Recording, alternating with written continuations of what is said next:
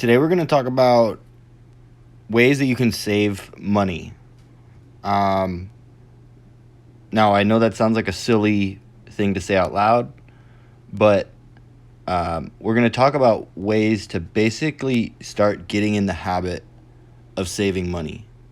And then when you get in the habit of saving money, you're able to then effortlessly save money. It's not a chore, it's not a task, it's not something that you have to make yourself do or find the funds to do.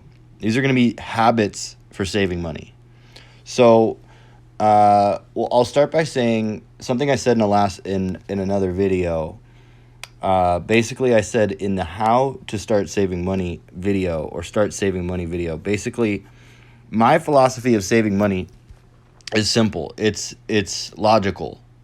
It's mathematical. It basically starts with the concept of spending less money than you bring in. It's very simple. Now, there's a couple ways that we go about doing this. So just to refresh, the first way is you're going to decrease your cost of living. You're going to try to minimize your cost of living. Now, to what extreme you want to do this is up to you. But for a savings maximalist, you're going to be living minimally. You're going to really try to find ways to save money and maximize your happiness without the need to necessarily spend money. So that's principle 1. Principle 2 of saving money and this concept of spending less than you earn. Principle 2 is to maximize your income. So there's a couple ways you can maximize your income.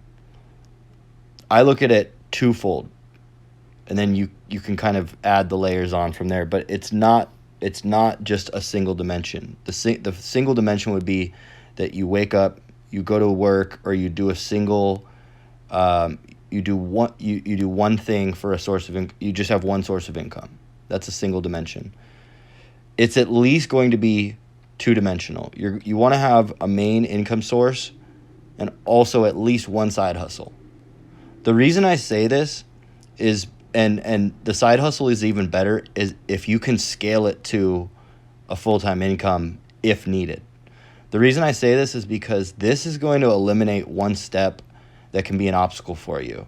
Now that step is losing your job or losing your income or a disruption in that income, a loss in that income, a hit to that income. Like, maybe you're used to living off of $5,000 a month, $2,000 a month, $1,000 a month, whatever it may be. And all of a sudden that amount gets hit. Now, by having a side hustle already in place, and especially one that you can just kind of scale up to fill that gap, that financial gap, that monetary gap that's happening at the time through your little time of hardship. This eliminates the step of that oh no moment where you don't know what to do, or you know what to do, but it's just a hassle. You need to go find a new source of it, anything like that. So having a side hustle is security for it's job security for your main income. And then if it's scalable, this is also twofold, because it's not, you're going to be able to use it as kind of like a variable tool, a variable income. But all the second reason that this is powerful is if you ever do want to do career change, if you want a career change, or if let's say your main job is not something that you're enjoying and you just want to go the side hustle route, if you can scale that out, even better. And then the third layer of that is just having multiple side hustles, or even having passive incomes that maybe don't have an ongoing requirement of commitment. You don't need to feed into it on a regular basis, or maybe if you do, it's much less time intensive than, say, working a job. All right, so I'm just going to cover real quick the habit of saving money. Now, I'm going to get to this in a later lesson or a later talk, a later discussion, But this is basically the fundamentals or way that you get in the habit of dollar cost averaging. I implement a dollar cost average strategy. I'll remind you guys, none of this is financial advice. Always do your own research. This is for entertainment and education discussion only.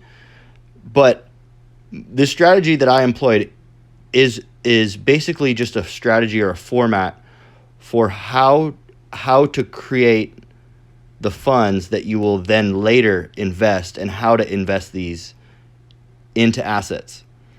So dollar cost averaging is basically, in a one sentence summary, is you're going to be contributing the same amount of money over a set period of time, whether the market is up or down. So what this means is that you're basically going to identify, like, these are arbitrary numbers. Let's say I'm making $1,000 a month and I want to contribute 10% of that. So I want to contribute $100 a month. What that basically means is that every single month for the period that I decide, I'm going to be contributing $100 towards whatever this investment account is that I'm going to be doing.